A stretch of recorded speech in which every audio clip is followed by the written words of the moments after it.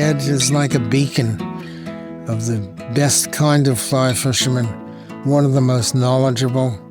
It's one of the great experiences I've had as a publisher and also as a lifelong fisherman, to have known Ed, fished with him, not enough times, but enough to remember, and to have known his wonderful wife, Obie. Ed taught me how to fly fish, and I found it to be such a beautiful, peaceful, and relaxing sport. And you just sort of seek that solitude. That was one thing that he loved about fishing, was the solitude. This is Catscast, the Catskills podcast. I'm Brett Barry. That first voice you heard is Nick Lyons, who's become a very welcome repeat guest on this show. In fact, we recently released an entire episode about him. It's called Casting Stories, Nick Lyons on fishing and writing. And if you haven't heard it yet, you really need to add it to your queue. We covered a lot of ground in that show, from a life on the water to a career in publishing, recollections of the Hindenburg, falling in love with literature, falling in love with Mary, and earning 4 cents a frog at the famous Laurel House. About a week after that interview, I got a note from Nick lamenting that he hadn't said a word about a book he'd come out of retirement to edit at the age of 93, an autobiography by the renowned fly fisher Ed Van Putt. With no intention of disappointing Nick Lyons, whose conversations I always look forward to, I assured him we'd meet again soon and that I'd be glad to capture that story. And this time, Nick and I would be joined by Ed Van Putt's wife, Judy, who also goes by Obie, for a special conversation about Ed Van Putt's storied life and career in Catskill waters. I'm Nick Lyons. I have spent a lot of time in the Catskills and love it here. I'm Judy Van Putt. I live in Livingston Manor, New York. Judy, could you start by introducing us to your husband? My husband, Ed Van Putt. Ed was considered by many a Catskill legend.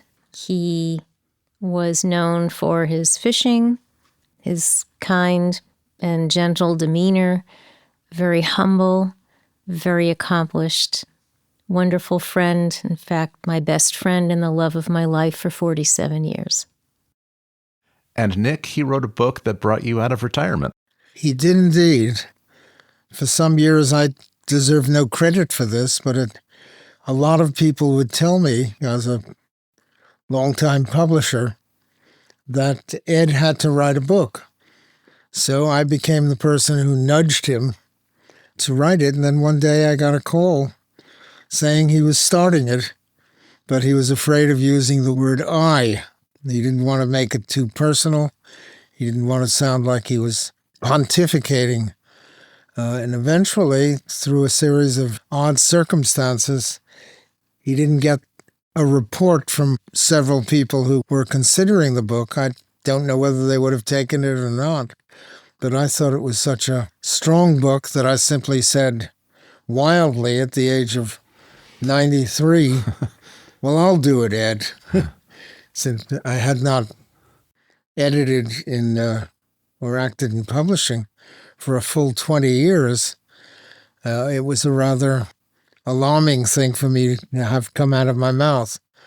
But it was a joyous experience, and the more I heard about what he was writing and how and looked at it, the more I thought it was going to be a perfect gem of a very important book. The book is called A Fly Fisher's Revelations, Practical Tips, Strategies, and Wisdom from 50 Years' Experience. It was published in 2025. Did Ed get to see the book? Unfortunately, he passed in December of 2024. However, Ed's fingerprints are all over this book. He wrote it and he went through any corrections, and he gave the final say to Nick, the final edits and the final okay. We reviewed every page, every photo, and he was quite delighted when he closed the book and sent it off to Nick. And then we just waited, and it came out. Interestingly enough, the first copy arrived at the Catskill Fly Fishing Center on May 28th, 2025, which would have been Ed's birthday. Wow, that's nice. This book is part memoir, part technique. It's not a how-to guide, but there's a lot to glean from these pages if you're a fly fisher in the Catskills. That's definitely so. I should add to what Obie said. I think Ed got to see the digital version of the book. Yes. So he did see the full book, designed and ready to be printed, but it was not printed yet. Yes, and the jacket and everything. You're Yes. right. He saw the complete digital version of it and gave it his okay, and then off it went. And I hope liked it very much. He did. He was a passionate fisherman, and his work required that he fish, right? Yes. How lucky is that? He kept a detailed journal. Can you elaborate on that, Judy? His journal, his fishing, how the fishing and the work ran parallel? Yes. Ed actually did not come from a family of fishers, much less fly fishers. No one in his family fished. So when he was about 9 years of age, he began fishing with local kids in New Jersey, where he grew up. And by the time he was a young teenager, was interested in seeing how the fish took flies and became interested in fly fishing. Ultimately traveled up to the Catskills, where he would come every weekend and spend time at Harry and Elsie Darby's, learned as much as he could about fly fishing and trout fishing, and eventually bought the house, which I still live in. He soon met Catskill Bill Kelly from the New York State Conservation Department, who offered Ed a job doing a creel census in 1969. And that began a 40-year career with what became the Department of Environmental Conservation. Ed worked in fisheries, became principal fisheries biologist, as well as working in habitat and public fishing rights.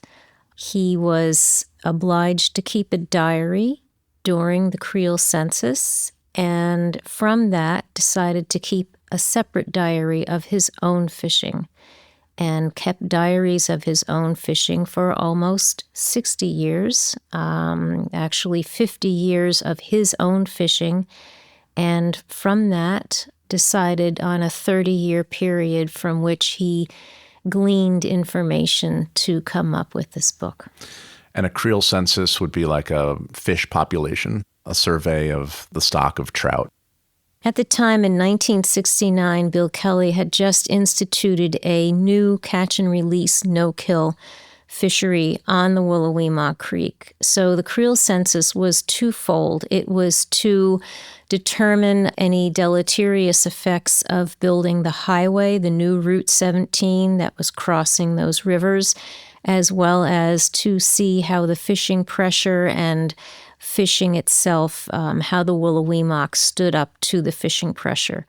He was given a schedule of work. He would work 12 to 14-hour days, a number of days a week, and he had, I believe it was a 7-mile run where he would interview every fisherman he saw along the stream.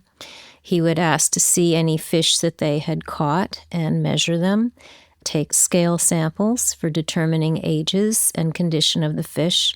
And because it was a no-kill section, all the fish needed to be returned to the water. So he learned a lot of information from that creel census, and as you can imagine, met a lot of interesting fishermen. He tells a wonderful story about coming upon a fisherman several hundred yards upstream who was putting a fish into a creel. And he comes up behind him and says, "How's the fishing?" The man said, "Well, he hadn't done too well." And Ed said, "But you just caught one and put it in your creel." And the man just opened his creel and took out a white hat that he had put in. And he tells some wonderful stories like that in his book. Had an extraordinary experience meeting with all these fishermen, all the different ways of fishing, And finally learning so much about the fish, about the insects that they take, about the flies used, and so forth. That curiosity to find out about these things lasted his whole life. And he worked to expand public fishing rights. Yes, he did. I believe it was in 1973, there was a bond act, Environmental Bond Act, which released significant funds for the purchase of public fishing. Public fishing rights had not been purchased very often or very long since way back in the 30s. So this was a big boon to the state and the people of the state of New York. And Ed really launched himself into this. By the time he retired, he had acquired 26 fishermen parking areas, a number of boat access sites, as well as an unprecedented 54 miles of public fishing forever for the people. It's a nice legacy. Yeah. One thing that Ed was very happy that occurred back in 1972, he was fishing the Delaware and contacted Tony Bonavist, who worked for the DEC at the same time, and was alarmed that the water temperature had reached 80 degrees. And Ed was standing in a pool with 200 large trout that were just pooling up because of the lack of oxygen and the temperature. And this sparked a letter which traveled to the powers that be. And as a result, Frank Maley had formed a group called Catskill Waters that met in Roscoe in the Antrim Lodge for a number of years, elected John Hoko as president, and fought for cold water releases from the reservoirs. And as a result, jumping forward, I believe it was 1976, the law was passed, and Ed was fond of saying, we fought the largest city hall in the country, the City Hall of New York, and won. The law was passed by one vote to establish a cold water release, a regulated cold water release program. And recently, in an article that Tony Bonavist wrote over the past year, he mentioned that Ed should be thanked for his efforts, because if it wasn't for that memo he sent and his diligent research and temperatures and conditions of the trout, it may not have happened.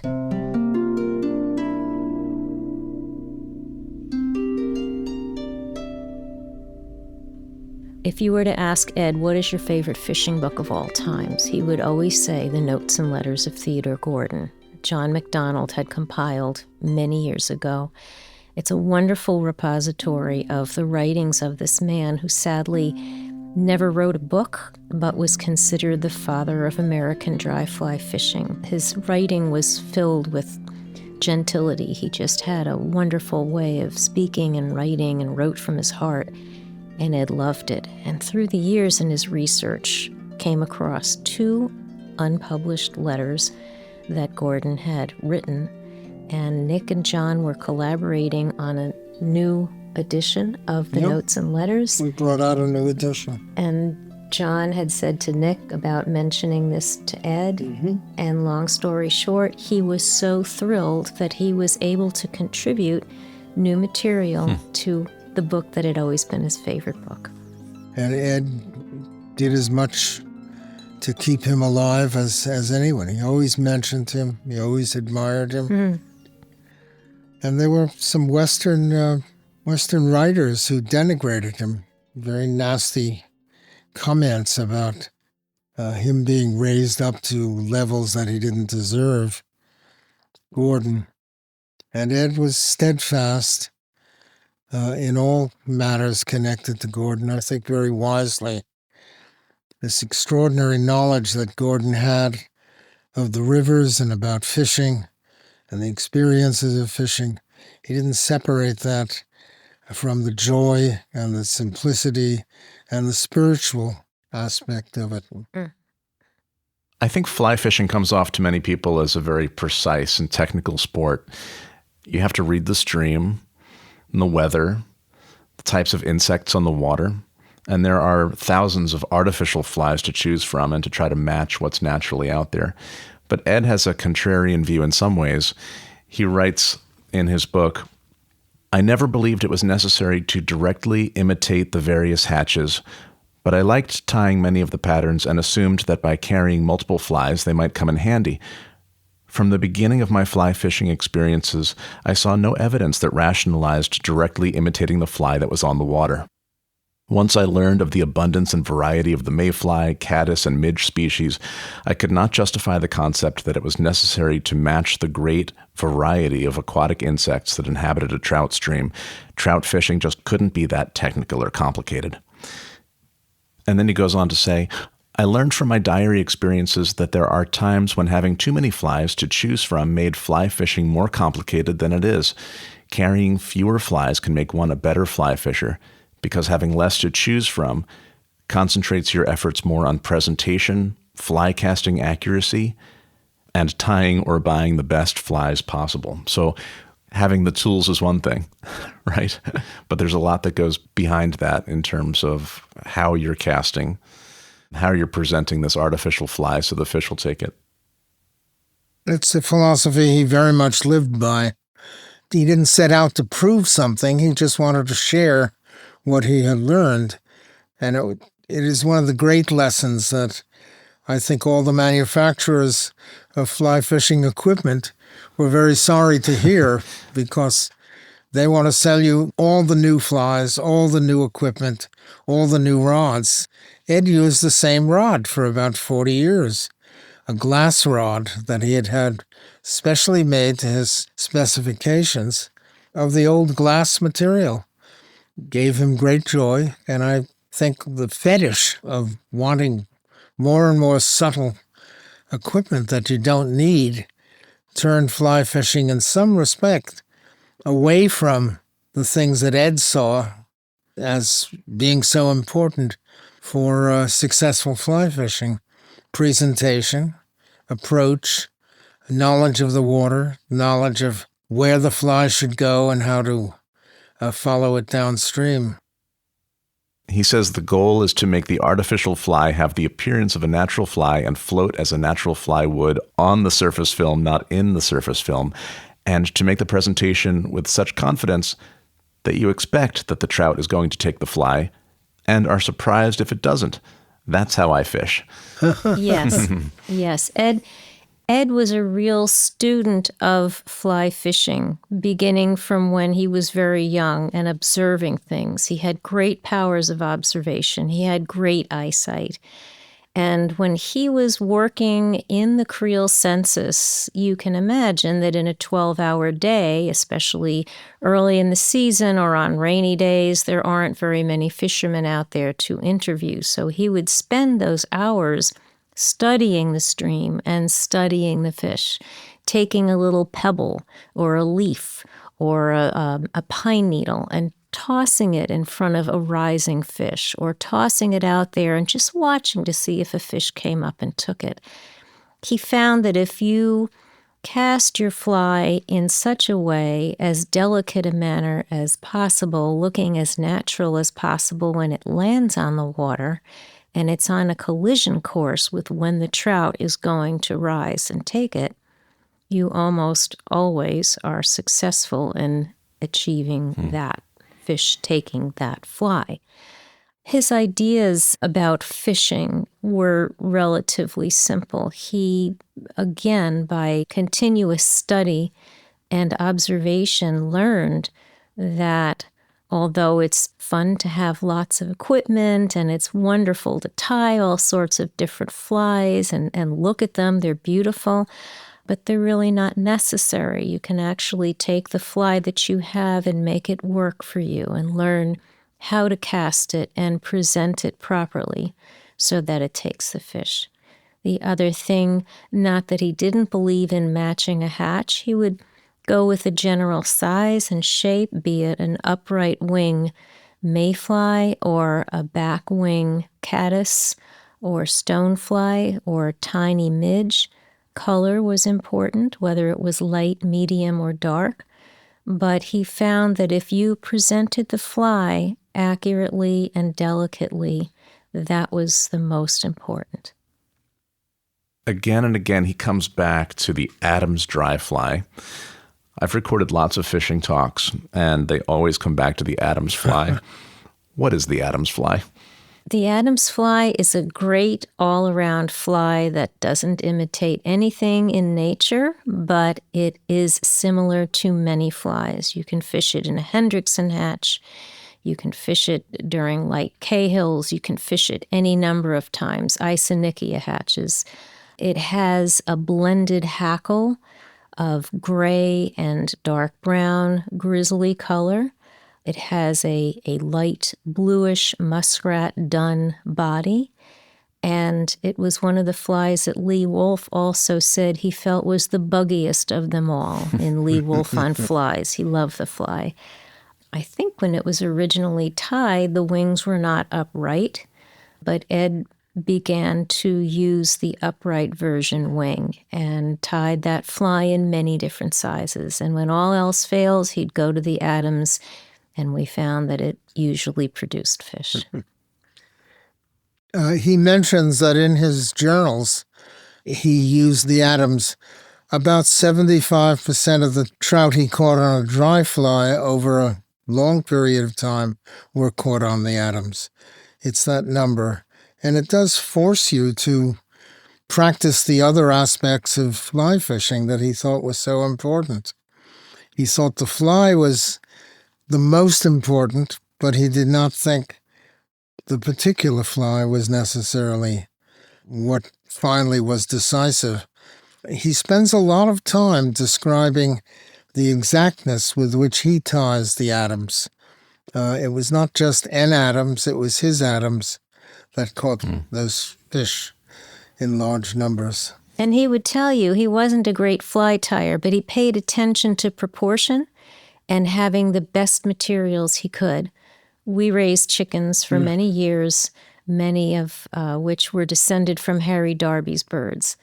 And Harry Darby is? One of the original Catskill fly tyers of the Catskill School of Fly Tying, Harry and Elsie Darby, Walt and Winnie Deddy, who had started working together maybe in the 1920s, I want to say, or 30s, and developed this method of tying sparse flies, sparsely tied flies. Their dun hackle was outstanding. Ed found that the feathers from bantam roosters, which are smaller roosters, had the very best hackle for the Adams, and loved that fly. How he got into fishing with so few flies was once he started keeping a diary. He found it annoying every time he would change fly and he'd have to write down, I caught 2 fish on this fly and 1 fish on that fly. So he just decided to keep the same fly on and count how many fish he caught rather than which fly each fish was caught on. There's a wet fly that was his go-to, the Royal Coachman. For someone who doesn't fly fish, can you explain a wet fly, and more specifically, the Royal Coachman? What is it? Yes, it's a beautiful fly. It's an old fly. A wet fly is fished below the surface. A dry fly is fished on top of the surface. So it uses hackle that is very stiff and sparse, and the hackle is tied so that it keeps the fly afloat. A wet fly has a hackle that is drawn back, and its wing is usually a down wing. It does not ride above the surface. The hackle is the feather or feathers that are used to imitate the legs of the insect. So on a dry fly, they actually circle around the hook, sticking up on the top as well as on the bottom, and on the bottom keeps the fly afloat. With a wet fly or a nymph, which is the nymphal stage of the fly which lives in the subsurface, the legs are soft and moving. So when you cast a wet fly in, it's easy to begin fly fishing with wet flies, and you'll have great success.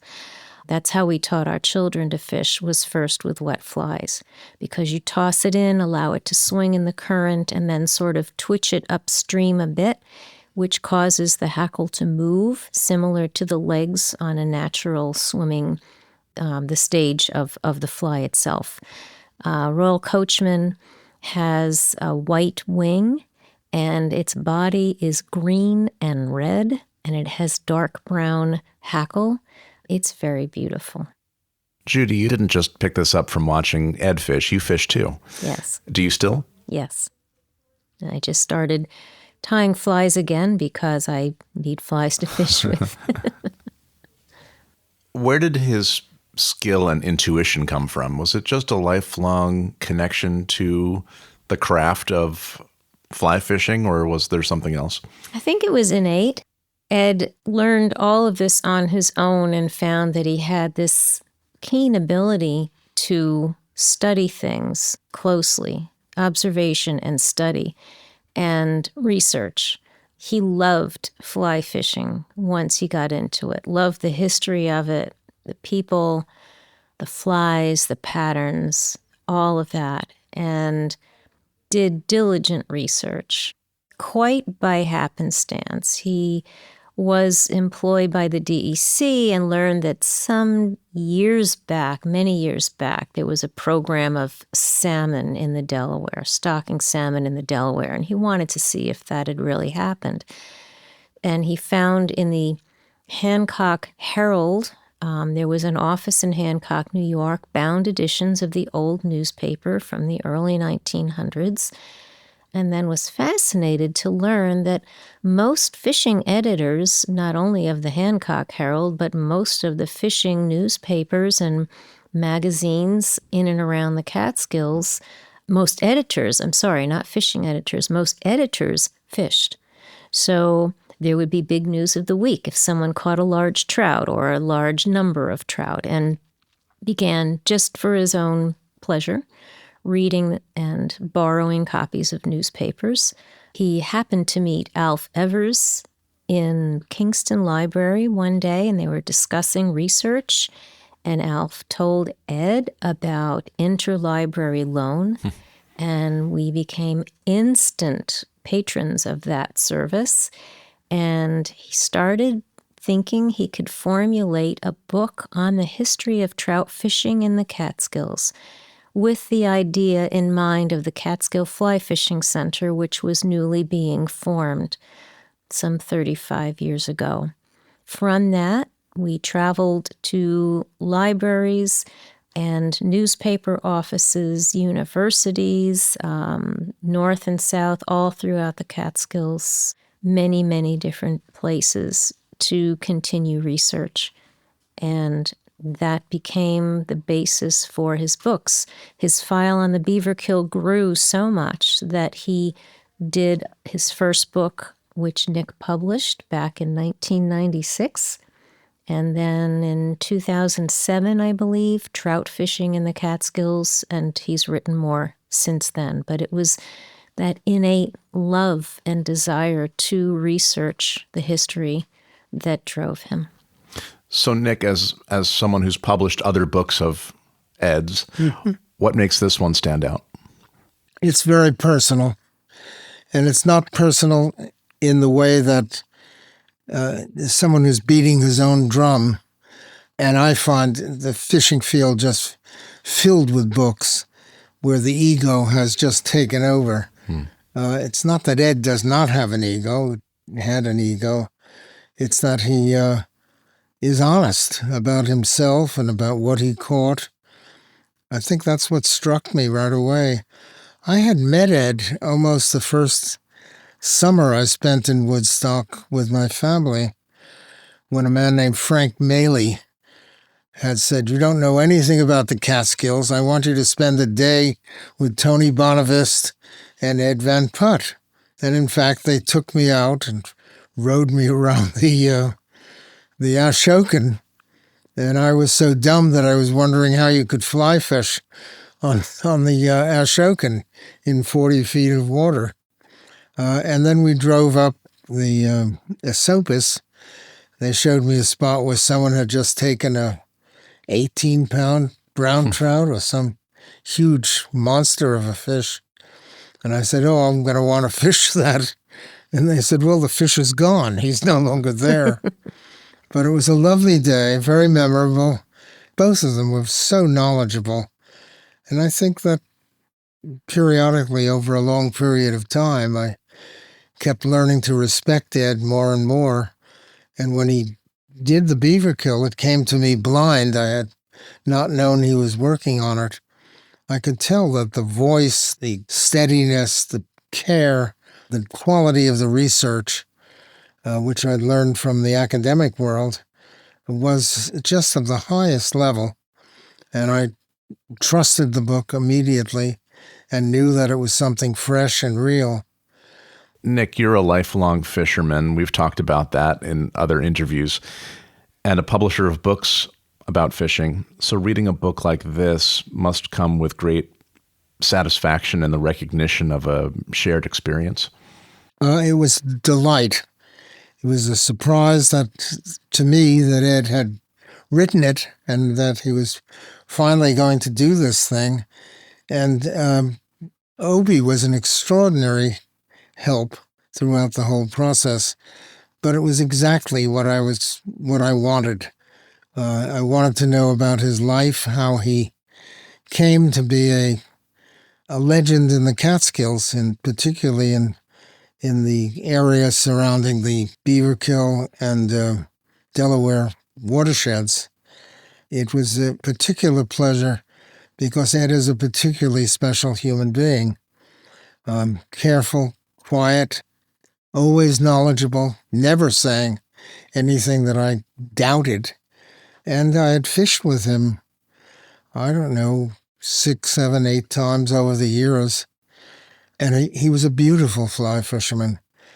One of the things that I particularly noticed was that most people I have been on the stream with cast too fast and put the line in the air too often, which of course is where so many of the predators of trout come from the air, from the birds. He had a soft cast that was low to the water, that was smooth, often at considerable length, with just a minimal number of false casts. Lee Wolf called him a predator, and of course, that's part of what you must be to be a good fly fisherman. Not like a weekender who comes in and slashes the water because it's just been stocked or because someone has told them that this is where the fish are rising or the like.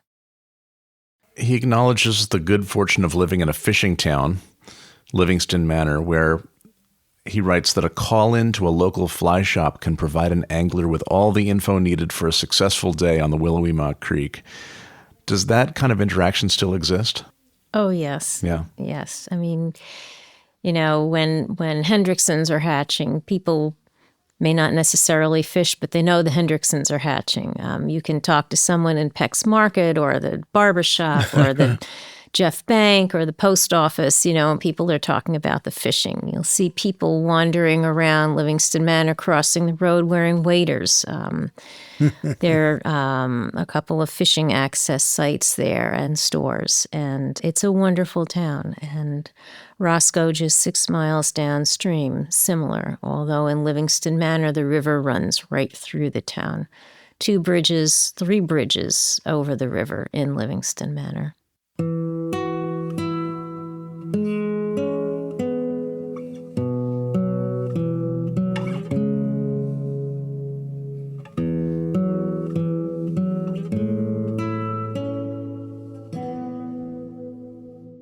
I've always wondered if a fish is harder to fool after the first catch.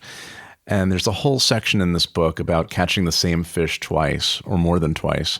Ed was so tuned in, he could identify an individual fish that in some cases he'd catch multiple times. And those, I guess, mostly were in the sections known as no-kill zones. In the no-kill catch and release areas, they were designated because there is significantly less occurrence of spawning that may occur because of their location and tributary streams that are not nearby. So these fish are used to being fished over. Ed has written in the book of a number of instances where a fish had an identifying characteristic, such as a nasty hook scar or missing a fin or part of a fin. He talks about catching a trout that had a fly in its mouth that he couldn't remove with an upturned eye, and 20 minutes later catching the same trout in the same location with the same hook with the upturned eye on it. He was once asked, how many fish can you catch on the same fly? And he recorded a trip, I think, to the Delaware, where he was fishing with an Adams and caught and released 20 or 21 fish. And the very last couple of fish were caught, and the fly had only the wings remaining. So when they're rising, they're rising. It's the opposite for me. 24 flies, 1 fish. In 1984, your husband had a unique opportunity to guide a U.S. president. Can you recount that experience? That was one of the highlights of his life. He received a call at the Catskill Fly Fishing Center, had written a letter inviting President Carter to come to the Catskills to fish as a fundraising event to raise funds for a bridge and a newly formed, they wanted to form a fly fishing center building. And he agreed to come with his wife, who also fished. So in September of 1984, Ed had spent 2 weeks. He would come home from work and disappear in the car, just scouting the fishing here and there. Where can I take this person so that the fishing would be good? The evening that the president arrived, we were invited to the dinner held up at the Beaverkill Valley Inn where he was staying. And he was told that the president wants to fish before dinner. So he suggested a place to go on the upper river. And we got there, and he came in his waders, took his waders off, and immediately started shaking hands. He was a real fisherman. Tied his own flies. Tied his own flies. He gave Ed a couple of his flies, in fact. And his wife, too. Rosalind was able to catch fish in both the Beaverkill and on the Delaware. When they went to the Delaware, the river was high, very high. And although there were Secret Service agents all over, Ed felt it was his responsibility to ensure the president's safety. And Mr. Carter was a fearless wader. But at one point, they were almost up to the top of their waders, and Ed showed him a method employed by interlocking arms as they crossed the river and back. And after that, he remarked to the president that now there are 2 presidents who have crossed the Delaware, George Washington in his boat and Jimmy Carter in his waders. And he really liked that. A wonderful story.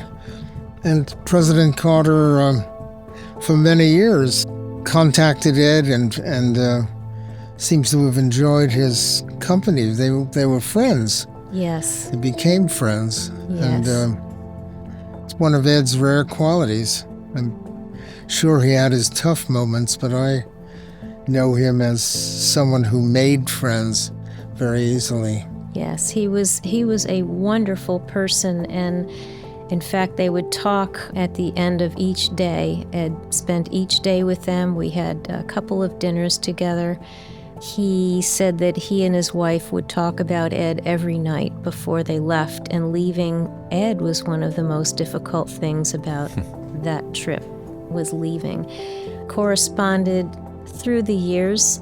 In fact, just a couple of years before they both passed, interestingly, they both passed at around the same time, within a few weeks of each other. The president had reached the age of 100, and Ed was 88. Ed's mother, who was still alive, had sent a letter to President Carter with pictures taken from that day many years ago when he and his wife came to the Catskill Fly Fishing Center. And she and I and my mother walked down to the fly fishing center with our children. Tyler was just 4 months of age in a baby carriage, and Lee was about 2. And we had pictures of them holding the boys. And she sent them the pictures, and he autographed and sent them back to her. So that was pretty special. We're talking about flies and hand-tying flies, and Ed had an original, at least one original, the Able Mabel. Yes, Ed was commissioned by the Woman Fly Fishers Club. He was asked to create a fly in honor of Mabel Ingalls, who was an original member, and created that fly in a Catskill style, adding a bit of mink to the body for the panache of someone such as the likes of Mabel Ingalls. And then again, in honor of Joan Wolfe, he created the Joan Wolfe Special, again, a Catskill-style fly. Do you ever fish with the Able Mabel or the Wolf Oh, Special? yes. Yeah. Yes, they're great flies. In fact, just in May this year, we wanted to honor Joan, who was in her 100th year. She'll turn 100 on October 18th. Members of our club had an outing during which we had a one-fly contest, and the one fly we were able to fish with was the Joan Wolfe Special. And we did a little Zoom session with Joan from our clubhouse in which we toasted her and the Joan Wolfe Special. I'm detecting a thread of good longevity with fly fishers. Yes. I have some funny stories mostly about my incompetence that happens to have been when Ed was present. I once fished with him at an evening rise of some great dimension, 5, 6 different kinds of flies. And I was fishing one of his Adams that he'd put on. He was standing right next to me, and I'd cast right where the fly was, and Ed said, "You'll get him this time." And I didn't get a fish. Finally got a little too dark, and we walked off the stream. I discovered that I used to smoke a cigar in those days, and I'd burnt the fly off. I'd been fishing without a fly.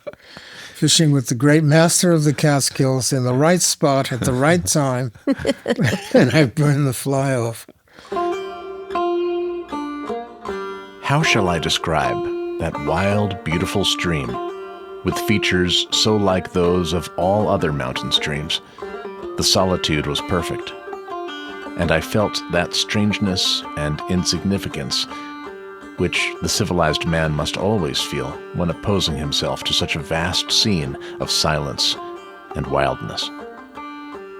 John Burroughs, Speckled Trout. Ed ponders in the book fishing the same Catskill streams as John Burroughs in the mid to late 19th century when he was fishing these streams, and that these streams are still home to native brook trout. So the Catskill Park is largely protected by the New York State Constitution, but Forever Wild designation can protect against global forces like climate change.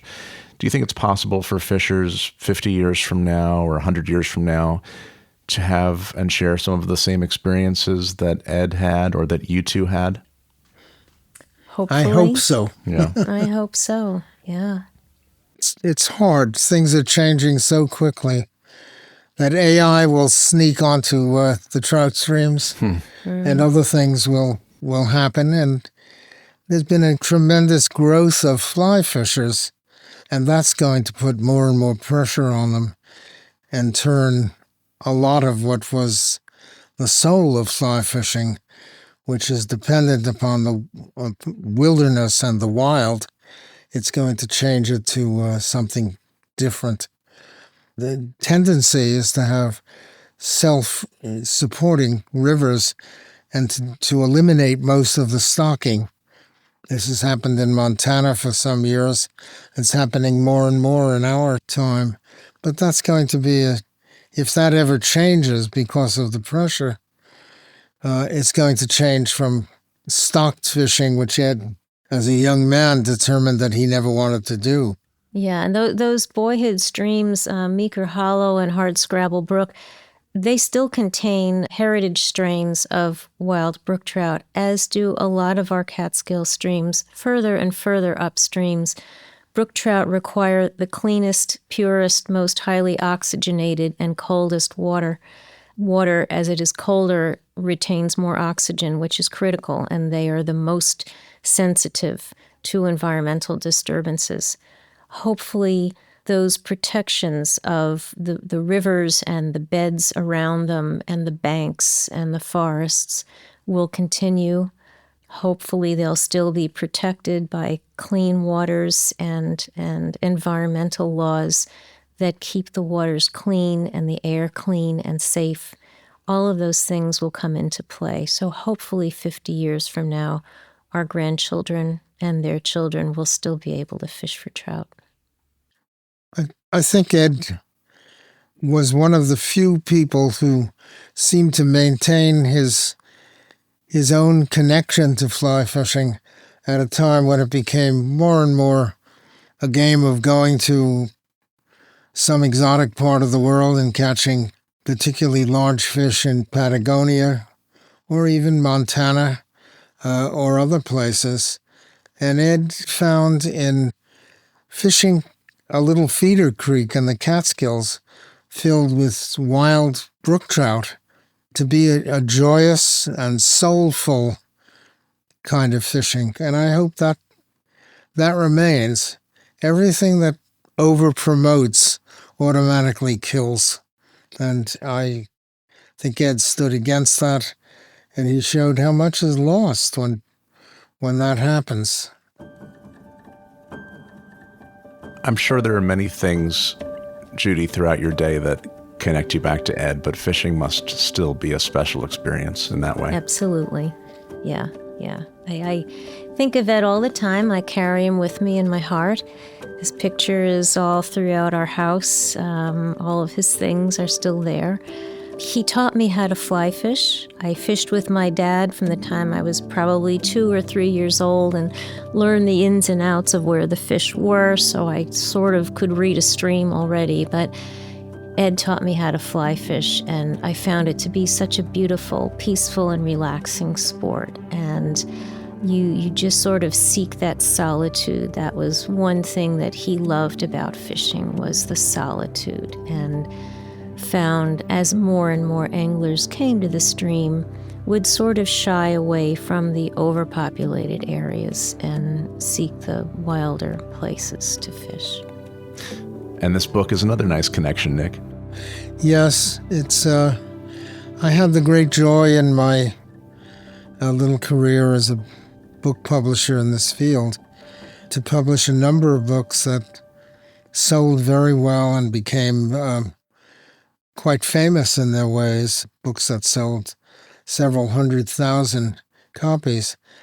But I loved nothing more than publishing Ed's 3 books, The Beaver Kill, Trout Fishing in the Catskills, and now A Fly Fisher's Revelations, because they had, to me, the spirit and the love of fly fishing for trout in a beautiful part of the world that is so often marginalized by people who fish the famous places and use phrases like, "Have you ripped more jaws today?" Ugly little statements about the nature of fly fishing, which I worry about. I worry that bad money drives out the good, and in economics, and it's the same thing in fly fishing. There are an awful lot of people whose relationship to it are very different. Ed is like a beacon of the best kind of fly fisherman, one of the most knowledgeable, the best researcher. I don't think there's anyone who did better research. The books that I've published of a historical nature don't hold a candle to the ones that Ed did. They were done with care, discernment, a great deal of absolute belief in finding the fact of it, not the gossip of it. It's one of the great experiences I've had as a publisher and also as a lifelong fisherman, to have known Ed, fished with him not enough times, but enough to remember, and to have known his wonderful wife, Obie, who is just the custodian of so much about him. Well, it's wonderful to be able to share this with Nick and with you, and thank you for allowing me the opportunity to do so. Thank you both. Good. You're welcome. Thanks.